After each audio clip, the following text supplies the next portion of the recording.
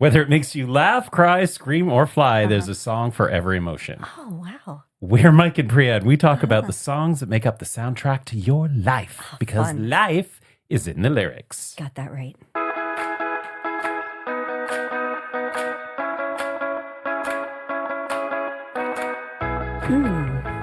Reunited and it feels so good. That's right, little listeners. I'm back in the T-Dot and in the studio with Mike. And you know what, folks? It is true. There's no place like home. Oh, well, it's good to have you back, Peanut. Aw, thanks. You were missed. The podcast missed you. Well, not really, because we still released episodes. Nobody knew. I know, but it was really weird not recording. For a long time, right? Yeah. Yeah, and now that we're back here, it kind of feels like, oh yeah, we haven't been gone for so long. But during that time, it was like, we used to do this every week. Yeah. Used to. Last year. Oh, no, actually, it wasn't January. No. Did we actually, record an episode in January? I think maybe we did one episode before I left. Right. Yes. I think that was it. And then the rest we did in last year. Holidays. Last year. And then we did that remote one. Yes, we did. And I made a mistake in that because I said in the intro, I said, oh, it's our first episode of being in the studio and then people being remotely. But that wasn't true. No, well, yes and no. Okay. Because we did one where we talked to Neil and Tracy. Yeah. But I meant where we were split up. Yes. Yeah. Because we're usually able to see each other's faces. What do you mean you meant? I'm the one who said it. But I wrote it. I wrote the script. Yeah, I read that from the script. Yeah. Right. Okay. You just did as you were told, like a good little boy. Like a good little bitch. Yeah. You said bitch, I didn't. I know. I know what you're thinking. Don't you dare put words in my mouth, mister. Okay. Mr. Mike. All right. Okay. Only you get to do that. Well, listen, how does it feel to be home? Well, once the jet lag is over, I will let you know, but it's great. I mean, I'm glad that I got back right after the cold snap was over. It was well timed on my part. Yeah. Winter is in full force. You really missed that storm and all the other stuff. No, but so let's not talk about weather, No, okay? let's Because not. I don't really like talking Whether about or what's going not. on. Whether or not. No, okay. We are actually recording this on camera. We are. Yeah, we're going to give it a try. I don't know if we're going to do anything with it, Hi. but And Mike has placed his microphone arm directly dissecting my body. Where else am I going to put Can it? you move it down a little bit? And Oh, the dust. oh, Lordy. Yeah, does the arm not go upward? It's just the way it is. That's just whatever. That's Fine. just the way it is. Fine. What it is. Fine. Okay. Let's get on with it. So we did a little recording just now. Yeah. We're going to Yes. see how those turn out and maybe post them to our Instagram. Well, we're definitely going to post them. Yeah. Whether or not we post the The bloopers bloopers, as well. the 4 or 5 attempts before the final attempt. Yes. Yeah. I think we should at You least have a lot some of them. patience. A lot of patience for the non-talent in the room. No, I mean, I think it was hilarious. I just think the whole thing looked funny. Yeah. And, it's all in theme with this week's episode. It is. Yes. Of course, it's our love month, Mike. It is. It is. Episode 3 of our Love Month. Yeah. Last week's episode was Love of Music, but it was travel music. Travel music, travel tunes. Yes. Little listeners, if you haven't heard that one. Here comes the plug. Little listeners, if you haven't heard last week's episode or the previous episodes, you can by clicking. Boring. Priya, we have to promote the podcast. Okay. It's a part of what you know we do. what's happening when you keep promoting it? What? It's basically inbreeding, okay? We're promoting it to the same people who are already listening. So we're not actually promoting it to anybody else outside the group. How do you know that we don't have new people or people out there listening? Well, I would love That have never if they listened would before. just slide into our DMs and let us know if they're new. Oh, look at that. And how would they do that? Well, they would just go onto the Insta? find our handle. What is it? It is The Little Podcast. That's LIITL podcast. Obviously. And then just slide in. Yeah, I love the way he got all You 4 gotta get fingers as you're I sliding in. mean, you know what? You can't go all 4 fingers at once, though. Just ease into it. No. The other way that they can connect with us is... I'm swallowing Okay. for the first time in my life. No. Jeez. She is back and she is in I full didn't even force. expect it to be like this. Oh, God. It just comes so naturally to me. You said come. Oh my God. All right. You can Jeez. also email us at lifeisinthelyrics at gmail.com. Gmail.com? Com. Oh, Okie lordy, dokie. lordy. Okay. Okay, folks, we might as well get into it. Do we need to do any banter and catch up? Do you have anything important you would like to illuminate me or the listeners with? Well, there's one thing I wanted to tell you. Please. And that is, Dawn and I went out for dinner with some friends. And the one friend, Scotty, was telling me about a bar in the Junction called Under the Alpine. Okay. Have you heard of this place? No. They have weekly karaoke night. Tell me more, Mike. And I'm that's suddenly all very I'm going to interested. tell you. So we're What? going to have to go What, are they themed? What night of the week are they? Like what? Friday nights Okay. every week, apparently. In the Junction. That is like the Bermuda Triangle of Toronto to me. Is it? I feel like that place, it just doesn't make sense where like Dundas and Bloor intersect. Yeah. It's very confusing to me. Yeah. And then Kiel is there all of a sudden. How the fuck did we get to Kiel? You know? Like, Well, here I was thinking that me finding out that there's a weekly karaoke would be like brain explosion for you. But Well- really all you can care about is the intersection of the roads. I get confused going into that area. I'm not Yeah. going to lie. So Yeah. I'm like, okay, do I want to wade into Area 51 of Toronto and just disappear somewhere into the Junction? But you also For are not willing- karaoke, you would. Yeah, I will. But can you not? You don't have any more details to share? No. What makes it special? That it's karaoke and they have weekly karaoke. It's basically That is good enough for me. yeah, Scotty said that it's amazing. It's so much fun. Okay. So I thought we'd go and try it out. I think we should. It's a date. Let's do it. Let's do it. Should we do it this Friday? Let's Yeah. talk. We'll talk. Yeah, Okay. let's talk about do it. Okay. All All right. Other than that, no, I mean, I was going to, on my notes, I've got, what's happened since I Yeah. last spoke to you? Well, threw my back out again. Oh, Mike. Yeah. How did you do that? Combination of exercise. Were you trying to recreate scenes from the show that we're about to talk about? Oh, the things I could say about that, but I'm not going to. It was snow shoveling and it was exercise. So basically boring. Yeah. Let's just go into what this episode is about. Right. That's right. Little listeners. Okay. Because we are talking all about the show that's taken the entire world by storm. So I've been bantering on about this. I think every day, every episode I've asked you, have you seen Heated Rivalry yet? Yes. And what has your answer been? Not yet. Not yet. Not Right. yet. But But ask me today. have you seen Heated Rivalry? Of course I have. Mike, Yeah. I'm not a fucking idiot. You binged when you got home, didn't you? I binged it From your in trip. like a day and a bit. Like Yeah. I watched 4 episodes in one day and then the other 2 Yeah. the next day. Well, little listeners, this episode is going to be Heated Rivalry. Yes. Yes. The music, our thoughts on it, Uh-huh. and if it's anything like the billions of posts that are out there about this show, it's going to be insane. riveting. It's going to be riveting My podcast sister- material. So I was talking with my sister, and I said something about Heated Rivalry, and she's like, "Oh my God, you and your Heated Rivalry." Has she seen it? She started watching it. Okay. Oh, that was why, because I asked her if she had watched it yet. I sent her a text. Mm-hmm. That's what it was. And then she started watching it. And now she's obsessed. Yeah. It's hard not to be obsessed with this show. I know. It's amazing. It really is. Okay, but Okay. before we get to that, let's just take a moment to acknowledge another show Mm-hmm. that was possibly an integral part of some of our listeners' young adult lives, Mm-hmm. as I know it was for me, and that is Dawson's Creek. I Because don't want to wait for our lives to be over. I want to know right now, what will it be? Yeah. As soon as I hear those words, like, doesn't it just take you back Yeah. to a time and a place? Like, that's the thing about music, which we talk about all the time, but Yeah. it really does take me back to that show, which made megastars of all of the actors, maybe possibly with the exception of Dawson. I don't think his career actually was quite as big as the others, unfortunately. Who? James Van Der Beek. Really? Yeah. Well, he was in a bunch of movies after that. Not Fatal Attraction, Laws of Attraction or something like that. And he was in a football movie. I don't know that he actually had as bright a star, maybe I should just say. He worked for sure, and then he was in a show called The Bee in Apartment 43 or something. Right, yeah.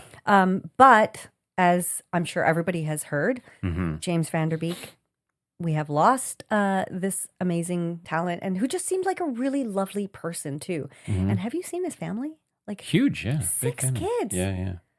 Golden kids, all of them. But just a sad, sad loss of this person. And a show that, really was huge for me. I loved that show. Did you watch it? Were you? Yeah. I remember watching that show. Were you Team Pacey or Team Dawson? Pacey, yeah. I liked Dawson, but I thought he was a bit... Too earnest? Earnest, yeah, too earnest, yeah. You know that Steven Spielberg donated $25,000 to the GoFundMe that has been launched to help his family because unlike what most people think, like all actors are not insanely wealthy, and he really didn't have any funds left after all his cancer treatment and stuff. So some people got together to raise funds for his family. Yeah, it was nice. Yeah, this is really depressing. Okay, it's like a downer. So I have been chomping at the bit. Yes, to want I know to talk you have. about this. I know. I bet you've been chomping at the bit and at other things. Okay, let's you are so bad. Well, oh my God. Okay, it's gonna get hot up in here. Heated. Mike, I know you've been wanting to talk about this forever, so I'm gonna let you. Go. So you finally watched? Yes, I did. And immediately, I can tell our little listeners that you were hooked immediately because you started sending me texts. I did. And there was one of them that was in all caps. And that was very recently. I fucking love this show. That's exclamation mark, exclamation mark. Yeah, that was Wednesday. I think that's when episode 5. I finished watching episode 5 on Tuesday and I said, just finished episode 5. I'm all teary. Yeah. And then Wednesday, when I finished it, I said, I fucking love this show. Yeah. Little listeners, if you haven't watched Heated Rivalry, you'll probably... Watch it. Oh, sorry. Let's look. Yeah. Hello? Look at who's like just giving the advice now. Don't gloat, Mike. It's not I'm a good not color gloating. on you. I'm just saying. I'm just saying. I have been trying to get you to watch the show for how long? And Long time. Why did it take you so long though? Like why you seemed resistant? Yeah, I was resistant and I'm not sure what the resistance was. Is it because you don't like being told what to do? No, I don't think it was that because like everybody was saying what a great show it was. I just don't think I was in the correct mood for it. And I know that about myself. Like I know with certain kinds of shows and stuff, like I haven't watched, irrelevant really, but I haven't watched the final episodes of Stranger Things, for example, because I'm just not in the right mood for it. Well, so what changed for you to start watching the show then? I think, so I got back from my vacation / family trip. And I was just, I had like very little on my plate, emotionally, mentally, just in terms of like planning and actual things to do. And I was like, now I have the time and sort of the headspace to just binge this show and enjoy it. Okay. And I did. Yeah. I just think before the trip, I was just too focused on like everything I had to do. I was really stressed out and I didn't think I was going to be in the right frame of mind for it. Okay. Yeah. All right. Yep. Well, I started seeing promotions for it on Instagram months ago. Like in this, I think it was in the fall or the summer. Okay. And I was like, and I always, if there's any sort of interesting gay themed television or film, I do. I mean, the algorithms certainly, they know me. So they promote it to me. But if it looks good, it's something that like it's on my radar. Right. So when it came out, they released the first 2 episodes and I was hooked. Obviously. So you watched it before all episodes were out? Like you watched it weekly? I watched it weekly. Right. Yeah. Okay. Yeah. And let me ask you though, because I don't take you as a hockey person. So was it just that it was gay themed and you were like, I'll give it a shot? Or was it the reactions it was getting online? Yeah, it was a combination, I think. It was the way the promos were set up. It wasn't really about, well, I guess maybe hockey might have been because it's kind of taboo, right? Like, I think the appeal for me was that it was a combination of a gay theme with a sport that is not the kind of sport that you would relate any kind of gay themes or gay content. Are there any sports you would relate to gay themes or content? Like, are there any sports that there are well-known gay athletes? Well, figure skating. Okay, come on, man. No, that but that's like a gay sport. yes, okay, Yeah. yes, but that Well, okay. it's not a gay sport. No, I don't it's not mean a that. gay sport. It's a sport that there have been athletes that have come Right. out. I don't want to court controversy, but when I'm saying sport, I guess I'm talking about like team sports, not right. just dancing around on ice. And I'm I sure- fucking love figure skating. I'm sure the figure skaters will tell you that it's more than just dancing around God, on ice. I can't stand up on skates, so I have Yeah. I have utmost respect for quads and double lutzes and all of those that triple jazz, yeah. axles and but I mean like I meant real like team sports. Team sports, Yes. yeah. I don't know. I'm not sure. I mean, I know there's like gay rugby teams. There are in Toronto. Is a gay hockey league, and it's very popular. Okay. So, it's just I don't know. I saw the advertisements, and it looked like something that, again, the marketing looked really good. Right. So it looked like, oh, this is going to be a good series. Like it's going to be a good story. So this came out on November 28th in Canada, and we are recording on February 15th. Yes. So sorry, I have to do my math on my fingers because I can't count how many months that's been. In less than 3 months, Yes. this show, this little Canadian show, yeah. proudly Canadian show, Mm-hmm. spearheaded by the fabulous Jacob Tierney, Yeah. has just taken over the entire zeitgeist. Yeah. Globally, it is massive. Yes. And of course, we are not a podcast that talks about TV shows, No. but we have done an episode before on soundtracks, maybe a couple of episodes on how music interplays with film and TV. Yeah. And this one, because when I was watching it with the subtitles on. I sometimes do that because the sound isn't necessarily on the TV, whatever, it might not be so clear. And I enjoy that sometimes you get little snippets, you read snippets that you don't hear in the dialogue. So especially with the lyrics of the songs. And so that's when I was like, oh, these are really well placed Yeah. song choices. Yeah. Yeah. And also the musical score, Yes. also fabulous. It's incredible. I am Yeah. obsessed with this artist, Peter. I know. His score, what he created for this show, it's just so perfect for every scene. Yeah. And Yeah. it was his first time Yeah. creating a score for any kind of, because he's not he's an artist, like he's a singer-songwriter, Yeah. musician, but he's not a composer of TV and film scores. So this was the first time he had done that. And do you know how he was lured onto the project? Jacob Tierney was listening. He was like, he was obsessed and listening to his album, starts with an E, Etienne or something like that. And he was listening to it while he was writing the show. And he thought that it would be a great. But do you know how he actually contacted him? No, I don't. He slid into his Oh, DMs. his DMs. Yeah, yeah. Well, that's how Jacob contacted the author of the books as well. Amazing. Slid into her DMs. So maybe all your schlepping, your like. I told you. Yeah. Okay. Well, anyways, I thought that was just really cute that he just said, "Hey, I think you'd be awesome for this." And Yeah. And then Peter was like, "I've never done this before," but just the way Jacob sold it, he was really excited about it. And here we have an incredible success story. So did you read? So like you've read up about this composer, then this artist. Yeah, I mean, and there's what he very did. little about him on Wikipedia. But I did read a few interviews that I could find. I thought there would be more, to be honest.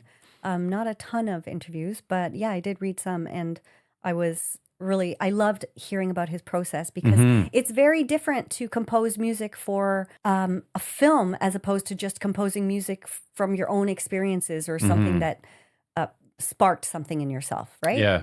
Yeah, I read this one article where he was talking about how in preparation he watched a couple of hockey movies to try and get himself in that kind of headspace or creatively think about what the score could look like.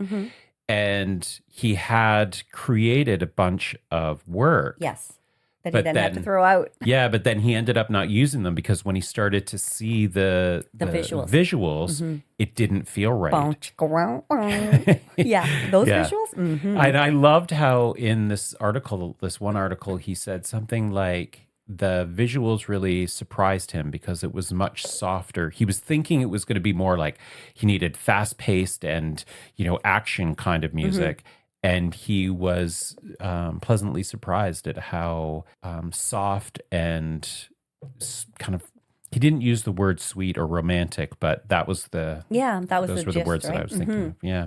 He did throw out most of what he composed originally, except for 2 themes, he said. Yeah. And then the other thing that I thought was interesting was that they didn't even use any of his own songs. He said that there were certain songs of his that he would have maybe used. Oh, right. But he had to then kind of surpass his own previous compositions. Right. To come up with something that was really, really worked with the story. Yeah. So before we go too deep into the music. Too deep? I said to you when I suggested that we do an episode on this, I said something about Easter eggs. Do you remember me talking about Easter eggs? I do remember you saying that, and I did not look that up.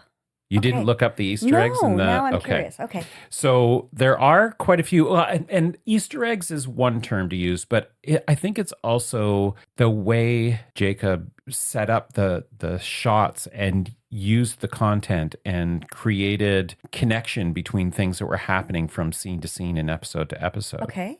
On the internet, of course, there's like tons of conversation about this show. Yeah. And one of the theories is that Shane's jersey number 24 is an Easter egg. Okay. Because in Brazilian slang, 24 is a slang for homo. Really? Yes. Interesting. Apparently. Okay. Rachel Reed, the author, she has been quoted confirming that had nothing to do with his number, that it was, she apparently is very active on a Discord community.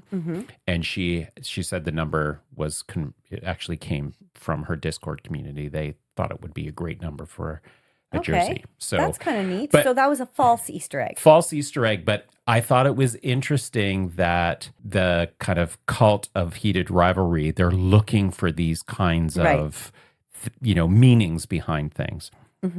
Although Ilya Rosanov's number 81, right, that was intentional, and it because it looks like the word bi. 81 bi. That's interesting. And Rachel Reed did confirm that actually was intentional. Yeah. Side note, is that Rachel Reed was who has been diagnosed with Parkinson's. Did you know that? Yeah. And the success of this show has actually made it possible for her to get proper treatment for that. So it's just like one of the many feel-good aspects of this show, because that is what, and I know we talked about this maybe when I don't know, we did kind of talk about the correlation that I felt between this show and Schitt's Creek. Oh, yeah. Just in terms of how they're such feel-good, and that seems like such a sloppy way of saying it, like, oh, it's such a feel-good show, but it just made me so happy. Both those shows make me so happy, and there's just not a lot of meanness in them. And the meanness, or what could be meanness, like, oh, these are 2 professional hockey players, like, oh, why are they gay or whatever, like that is just not really a part of the show. And I can't even describe how much I just felt like I was smiling the entire time I was watching this show. Yeah. And it just made me happy to see these people like being able to, like, the scene. Okay, what's your favorite scene in the movie, in the show? Oh, there's so many. Okay, some of the scenes that really hit me. One was in the last episode when Shane came out to his mom and he was apologizing. Yeah. Just crushing. I know. And the way he executed that was just so beautiful. Yeah. Oh my God, that just like pulls at my heart just thinking about it. And her too, saying, I'm sorry that you felt you couldn't tell me. Yeah. I thought that was beautiful. Yes. One of my other favorite scenes was when Shane went to Ilya's house and he stayed over, and it was the first time that they had a sleepover, and that Ilya had asked him to stay over. Yeah. And he freaks out. Yeah, and then he freaks out, and he gets up and he's like, I'm really sorry. I have to go. I'm really sorry. Yeah. And the way Ilya looks at him is like, Shane. Or did he say Shane or did he say Hollander? Hollander. I think he said Hollander. Because did you notice that they created the story arc? They helped influence the story. What is the right word? I don't know how to describe this. I don't know what you're trying to say. Just say what you're saying and then we'll see. So they used each other's last names. Rosenoff, Hollander, Rosenoff, Hollander. Right. And then in the one episode where they were at the All-Star game, and it was a recreation of a scene from an earlier episode where Ilya's in bed and he says, goodbye, Hollander. And Shane says, goodbye, Rosenoff. And then on the All-Star game, Ilya says, goodbye, Shane. And Shane, yeah. Right. It's just so sweet. I just love it. It's just those little, they're not little, like they're obviously really intentional. Yes. But they're just so important to the viewer to see that relationship evolve and see how they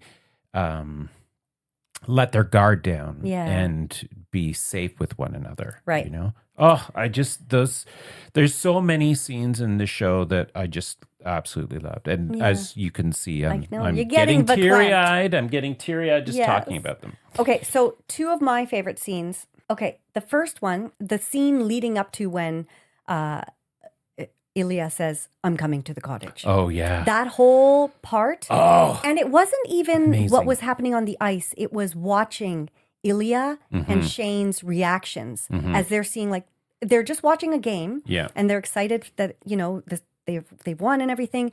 But then you can see them, like, their whole body like, language and their faces are so expressive in that moment of watching, like, who's he, what? Yeah. And then, like, oh my God, is he really going to do this? Like, I loved that scene so much. Yeah. And then, of course, the now infamous line, I'm coming to the cottage. Yeah. Amazing. Yeah. I think everybody was probably jumping out of their seats screaming at that scene. And then what was the other one? Oh Had you seen that scene online? Had you seen clips of that before you saw the show? No. You hadn't? No. So that was all brand new to you? Okay. I didn't have any spoilers with this, which was also very good. I didn't follow anything on Instagram. So now my feed is almost like it's 90%. Oh, yeah, mine too. Heated Rivalry. Yeah. And I love these two guys too. Like watching them in interviews together is just so sweet. But I had no spoilers, so I was able to go into the show completely with a blank canvas. My second favorite scene is when Ilya is back in Russia. Dealing with his father's death. Oh, yeah. And they have that phone call, and he's like, English is too hard right now, right? And he says, God. well, why don't you tell me what you want to tell me? Just tell me in Russian. Yeah. That was, God. I love that scene too. What so good. A beautiful scene. Yeah. At first, he's just talking about what he's going through, and then he says, and I love you so much, like I can't even, and he had no idea what he was saying. Yeah, yeah. I don't know if that was in the books. You have read the books. Yes. So it was in the books. It was. There was so much of the show that was taken directly from the book. Which I really respect too, because books. Like when you have such good source material, you know, it's hard. I mean, 6 episodes, so you have a little bit of room for one book. Was it only the first book? Okay, so the books that we're talking about are the Game Changers series by Rachel Reed, Canadian author. So Game Changer is the first of the series, and the Game Changer is about Kip and Scott. So what did you think about episode 3? I loved it. I know it was an anomaly. Because the first 2 episodes was all Shane and Ilya, and episode 3 they weren't even in it at all. Right. And so as you're watching it, like what were you thinking? I think at first, like, eventually when I realized, I don't think they're going to cut to Shane and Ilya in this one, I think that's really interesting that they're showing that they're not the only gay people on the ice here, you know, and other people are dealing with it in their own ways. So I really liked that whole storyline. And episode 5 wouldn't have made sense. No, it wouldn't have. So when you read the books, the first book, Game Changer, is about Kip and Scott. The second book is Heated Rivalry. Okay. In Heated Rivalry, that scene from episode 5 where Scott pulls Kip down or asks Kip to join him, that's taken right out of the book. Okay. But when you read Heated Rivalry, if you were just to read Heated Rivalry and not read Game Changer beforehand, That's wouldn't have made sense. I see. So there was some from that first book that was put into the second book. So, yeah, basically, episode 3 is a very condensed version of the first book. And I love that storyline. That's actually a really beautiful storyline. Well, and I thought it was just so clever the way Jacob did that because talking about music, Jacob talked about how that song, the Wolf Parade song, I'll Believe in Anything, as being a favorite song of his, and he knew that it was going to be in the show somehow. Right. And that he secured the rights to it before the show even went into production because he had built so much around this song. So I don't know if you noticed, but in episode 3, when Scott was dancing with Kip's female friend at that gala, where she says to him, he deserves sunshine and so do you. Yeah. Well, if you listen to the lyrics of I'll Believe in Anything, give me your eyes, I need sunshine. Right. Right? And so he really built a lot around that song. And so he had to get the rights to that song. And it was a perfect song for that scene at the end of episode 5 because just the way the jarringness of the music and the intensity and how it just kind of built up and then the kiss on the ice. And it was just like, oh my God, he did such an amazing job of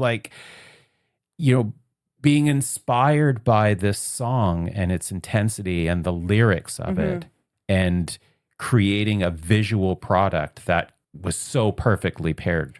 Yeah, it's a real art to find music and to create music that really suits and doesn't detract from what's happening on screen. And I have had, some experience working with editors and being in the editing room a little bit and kind of collaborating with composers on different things. Once for a very short promo video that I was producing for a conference that I was the programmer for. And I remember telling the composer at that time, I knew the feeling of what I wanted. I was like, I want something that is reminiscent of the Mad Men theme. That has that kind of intensity and that vibe, but obviously is not the Mad Men theme. Right. And then you work with these composers and they give you all these different options. And it's like, it's amazing to see how they can take those notes that you give them and take an inspirational piece of music and create from that something that gives you exactly what you want. So, but also there are lots of times when music doesn't it's so in the background that it doesn't have an impact one way or the other. Yeah. And in this show, I just feel like it was so spot on. Yeah. That and even musically, because I guess you didn't really see you weren't watching the I wasn't subtitles. watching the subtitles, no. But you still heard some of the lyrics. Yeah. Okay. So finish your thought because I want to touch on that. Well, what I'm saying is that it didn't, the music was so well selected, regardless of whether you were watching with the subtitles or not, it still had the impact. Yeah. And it still connected emotionally to what was happening on screen. Right.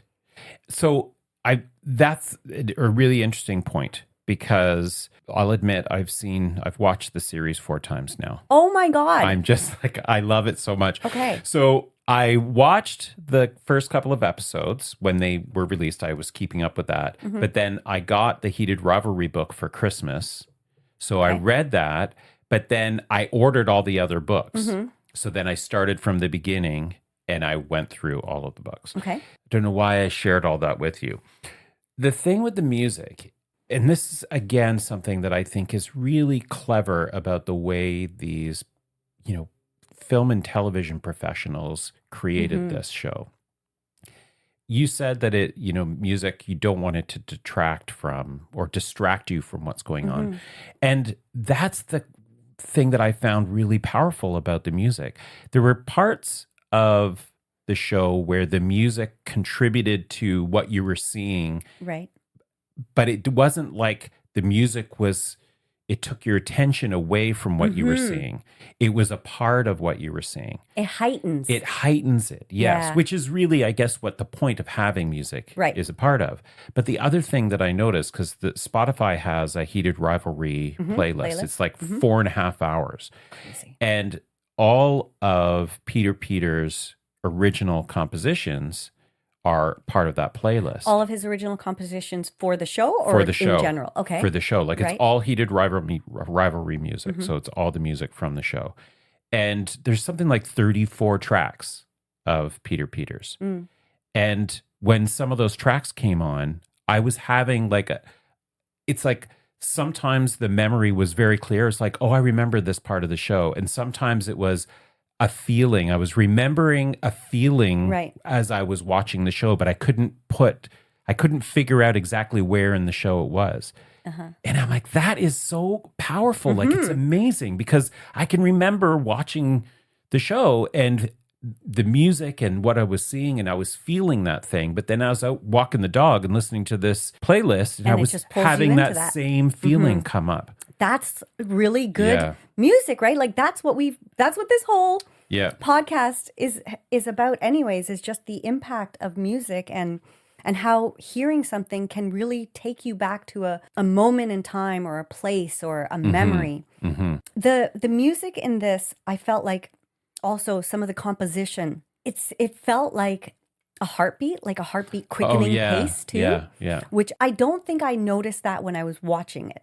But when I was listening to this soundtrack, I was like, oh, that sounds like a heartbeat, and it sounds like it's getting like quicker and quicker, like when you're, kissing somebody or about to kiss somebody or about, how your heartbeat quickens. And I just thought that too was such a, I don't know how to, it's just so cool how it reflects what your body is going through. Well, did you look at the names of the songs of these compositions? Because there's like 3 or 4 of them that are actually called Heartbeat. Oh. Heartbeat 1, Heartbeat 2, Heartbeat 3. Well, then there you go. Yeah, I'm right on the nose. You are right on the nose.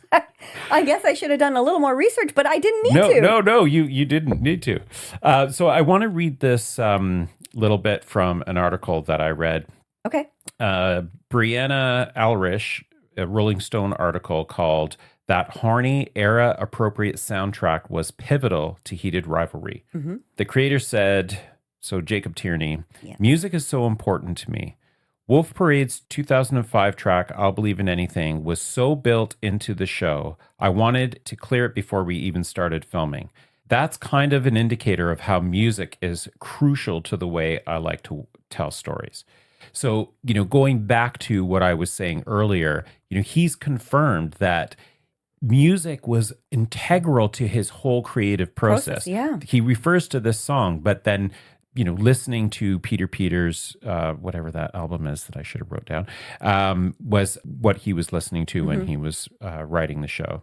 And then in another article by Nico Stratus from The Walrus, the article is called "The Queer History Behind Heated Rivalry Soundtrack." I'll Believe in Anything is an angular, propulsive, and beautiful song exploring the fearful yearning of weary hearts. When Wolf Parade's Spencer Krug sings "Give Me Your Eyes, I Need Sunshine," his voice all frantic and desperate, you can almost taste the sweat on Hunter's forehead and feel the heat despite the ice of it all. An expertly dropped needle in a show that has been rightfully showered with rapturous praise for a great many things, not the least of which is the soundtrack. Yeah. And so there's endless articles talking about it, but I thought these 2 quotes were kind of interesting. And that, of course, they speak to this song, right? But they're kind of framing what we're talking about how important music is in creating that sense of feeling and giving the audience member and the viewer something more than just the visual. Right. And you have to be a real music lover to be able to make the music in your show have that kind of impact. Like there's gazillion shows on TV and movies, right? And not all of them have that impact. Yeah. Look at, for example, Wicked Part 2. That is a musical, right? But it just didn't hit. Oh, okay. It didn't hit the nerve that the first movie did. Completely different because that's a musical and it's all about the music. But in terms of like finding songs that suit your story is a real art. Yeah. And you have to be a real music lover. And when I say music lover, I don't mean just like a pop music lover or a jazz music lover. You have to love music from all around the world, from different languages, because there are, Franco-Canadian songs on here. There are some Russian songs. Like there's a plethora of musical styles in this show. And there are only a few filmmakers who really have that kind of gift. And I know when Guardians of the Galaxy, for example, came out, like people talked a lot about the music that was chosen for that. Yeah. And it really does suit so well the main character in that movie. So it's amazing when somebody has that ear. Yeah. Because as you see, like it just heightens, it takes that storytelling to a completely different level. It's so fun to watch. Yeah. So I have this other part of the show that I wanted to talk about with the music and the visuals as well. Yeah. Is it the fucking? No. Oh, okay. But okay. Well, first of all, when the show first came out, those first 2 episodes, I was like, boy. How the is first this 15 minutes? How is this on television? Yeah. It was without actually showing the act.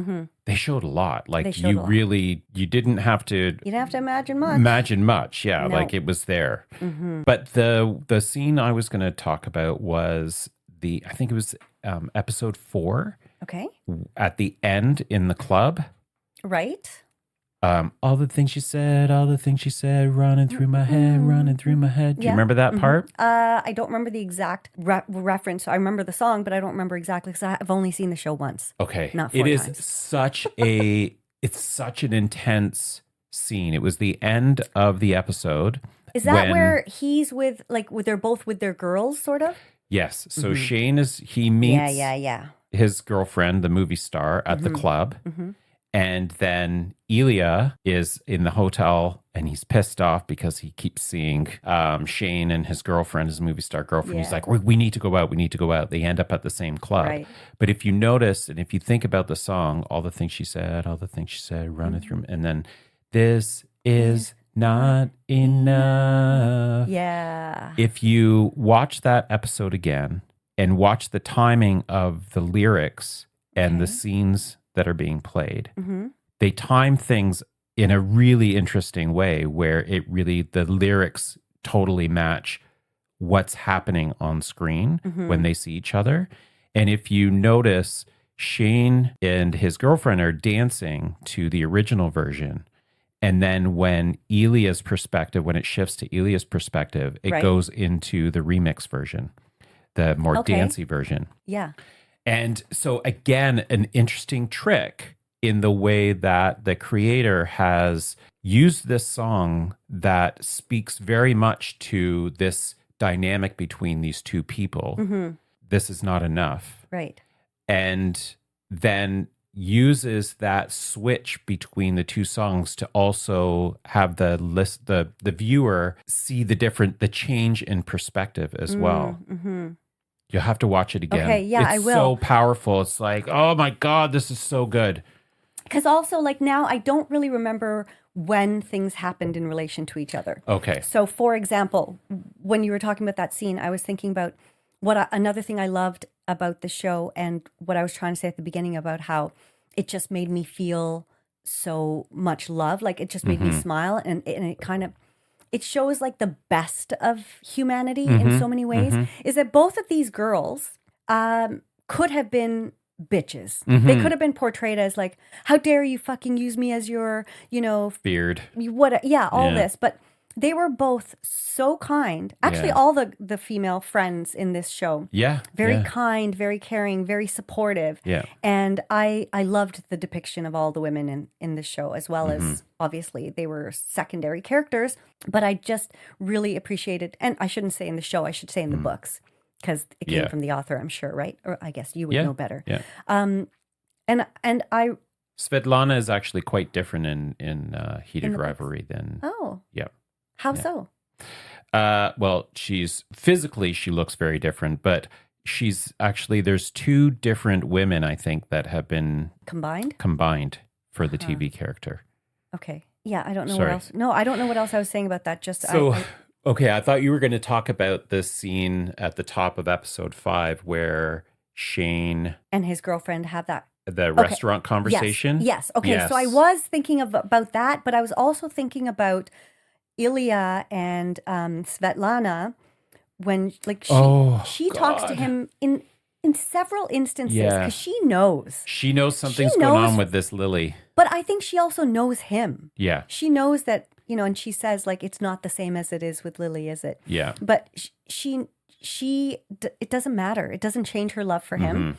And so the lyrics of This Is Not Enough and all the things she said running through my head, I was trying to remember if that was before the restaurant scene or after, but it was before. Yeah, it was before. Right? But just an interesting still juxtaposition of the lyrics with all the things these girls have said running through their heads, you know? Well, did you notice also when Svetlana said to Ilya, said something like, she was saying something to him and it seems something like, it seems different with Jane, and I hope he knows how lucky and I hope Jane knows how lucky he is. Okay. She didn't say she. Right. Yes. I hope Jane knows how lucky he is. I do remember that. And it was like, oh my God, again, one of those moments where you're like, this is so well written. Like it's just so well written. I can't remember if that came out of the book or not. I should go and take a look and see. But again, those sorts of moments in the show were just so perfect. Yeah. There is some stuff written about the women in the show, like the female characters in the show, and how for secondary characters, they're so important to the actual story itself because they're showing the kind of strength that women have. And that I can't remember all the language, but it was just I thought it was a really interesting take. Well, there's that old saying, behind every great man is a great woman, like, you know, so, and all of the characters in this, except I guess for Kip, that he doesn't really have a friend character. Oh, Kip? Yeah, he does. Wait. Scott. So except for Scott, Scott doesn't really have a supporting kind of friend character, but the other characters do. And all of those women are so important to how those characters evolve and just for them to have an outlet for their emotions and where to go with all this unrequited pent up stuff. I love the friend that works with Kip at the Strawberry. So funny. Girl. Girl. So, what are your intentions with my Kip? That was a different girl. That wasn't the one from the shop. That was his. No, that's his other girlfriend. There are two. More than one? Yeah, there's two different women. I don't think that's right. It's true. Yeah. The one who goes to the gala and dances with Scott, that's a different character and a different woman than the one from the smoothie shop. Yeah. Girl. I loved those. Oh my God. Okay. I want to say one thing about the impact that the show has had on the music now. Because we've talked about the impact the music has had on the show. Yeah.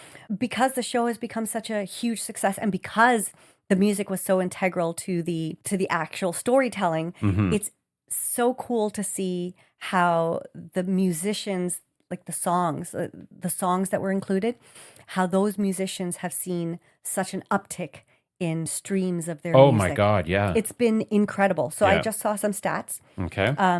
Some, according to Spotify Canada, some tracks featured in the series saw their number of plays increase by thousands or even tens of thousands of percentages. So artists like Fife and Wolf Parade recorded spikes of like 1,500% and 2,600% respectively. It's just crazy. And then there was one song specifically, they said the song Bonnie by Absolute Treat. So it was in episode 5. And it skyrocketed on Spotify, boosting their monthly listeners from around 1,000 to nearly 230,000. Yeah. So it's actually giving all these incredible artists, indie artists, and a lot of them Canadian and Francophone artists, a huge platform. No, it's amazing. It's like the love just keeps giving. Yeah. See, when there's love in the world, all it does is just multiply. That's right. And we need more of that. For fuck's sakes. What was Bad Bunny's big message on Yes, love is more powerful than hate. Yeah. Or the only thing more powerful than hate is love. Something like that. Yeah. Yeah. It's true. There's another Walrus article, and it's called Just How Big is Heated Rivalry? Really big. The numbers behind the smash hit are incredible and growing every day. And this article came out February 13th. Okay, so just 2 days ago. 2 days ago. Right. So 324 million HBO streaming minutes by the time season 1 finale aired in December. Wow. It has become the most successful original series from Crave. I'm not surprised. 39 million streams of Wolf Parade's I'll Believe in Anything on Spotify. Okay. 3.2 million people followed Hudson Williams on Instagram, and 3.2 million following Connor Story. I kind of love that it's just been equal. Yeah. Right? Yeah. They're so cute together. I know. They are. Did you see that Hudson Williams posted something to his girlfriend on Instagram yesterday? I think so. Yeah. They showed some photos. Yeah. What did you think about that? I guess I was surprised he has a girlfriend, maybe. Yeah? Yeah. What else is there to say about that? I don't know. I'm kind of like, I'm torn a little bit because he's so good as this gay hockey player. Right. Did you want him to be gay in real life? Well, it's so convincing. Well, yes. So it's a bit kind of like the illusion, even though you know that this is an actor playing a character, that illusion is shattered with the reality. True. Right? But there's actors that play superheroes are not superheroes. So you don't get the same. Thor is not really the god of lightning? So it's kind of funny though, right? Like it's a God weird. of thunder. Sorry, I have to correct myself to all the Marvel fans. God of Thunder, I know that. Weird juxtaposition, right? Yeah, and I don't really care. Like, it doesn't matter to me if they're gay or straight or whatever their sexuality is. But I think, I was kind of like, oh, huh. But the kids are all bi these days anyway, so whatever. I know. Anything goes, and that's kind of great too. Like, just no judgment, man. Okay, back to my stats. So 21 named characters played by Canadian actors in the show. A relatively low-budget queer hockey romance filmed across Southern Ontario and Quebec. It's nothing if not Canadian. Right. And it's led by Canadian talent, off-screen and on, with a few notable exceptions like Texas-raised Connor Story. Right. It's very weird watching him in interviews because his voice is so different. His whole persona is so different. I'm like, what? That's how you sound? Like the timbre of his voice is different. And of course, he doesn't have a Russian accent, but he is a very convincing and imposing and hot Russian. There's a lot of things that I read online where Russians were saying his Russian is exceptional. Yeah. And he only started with the lessons like a couple of months or a couple of weeks before or something. Time. Yeah. I read or I saw an interview where he was saying that the scene where they're at the dinner after his father's funeral, there was a woman at that table who started speaking to him in Russian because she thought he was Russian. Oh, wow. Because all those people were actually Russian speakers. Right. Yeah, he did an amazing job with that. Yeah. And if you have you seen any of the clips of them two together where Hudson is doing a Russian accent? Yes, yeah. It's so funny. They're so adorable. I just love the camaraderie between them. They're so open about their love and affection for each other. Yeah. It's really cool. All right. Well, we should probably wrap this up because I honestly, I could sit and talk about this show for another couple of hours. Yes. I love this show so much. Well, maybe we can talk about it again next year after season 2 comes out. Yes. Okay. And the good news, I just want to say again, just praising Jacob Tierney, is that lots of people want to do cameos. Lots of people want to give music. You know, big names are now approaching him. And he's like, this is a Canadian show. Yeah. And it will continue to be a Canadian show. And I just applaud him so much because so many people are so quick to just take the paycheck and, you know, say, yeah, sure, we'll take, it'll be so cool to have, I don't know, Lady Gaga or Bruno Mars do a, but he is sticking to his belief in Canadian talent. And why not? This show has become a huge success with all Canadian talent. So a huge applause to Jacob and the entire team. Yeah. And of course to Rachel Reed for creating these incredible characters. And your friend Jenny, she was the casting director. Yes, Sarah Kay and Jenny Lewis were the casting directors, which is amazing. Yeah. I got to interview Sophie Nélisse, who plays Hudson's girlfriend. Hudson's girlfriend. Oh, really? Okay. Yeah, I got to interview her at Cannes Film Festival several years ago, maybe about 8 or 9 years ago. And I was like, she's going to be a star this one. Huh. And she's also in Yellow Jackets. Oh, she's really? one of the lead characters in Yellow Jackets. So, yeah, it's just really lovely to see people like her because she's so sweet in person, too. Mm-hmm. It's nice to see them. Nice. I don't know. It's nice to see nice people succeed. Yeah. Good Canadian folks. Yeah.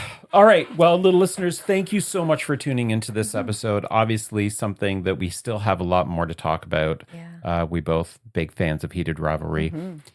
Did you watch Heated Rivalry? Did you like Heated Rivalry? Can you say Heated Rivalry correctly? Am I saying it wrong? You have never said it correctly. Heated Rivalry? Say the second word again. Heated Rivalry. Just Rivalry? There is an R in there. Rivalry. Okay. Okay. Yes, that's better. All right, little listeners, thanks for tuning in Rivalry? to Rivalry. Life is in the lyrics. And follow, share, and all that fun stuff. Yeah. And we'll see you next Wednesday. Sharing is caring, folks. All the things you said, all the things you said, running through my head, running through my head, running through my head.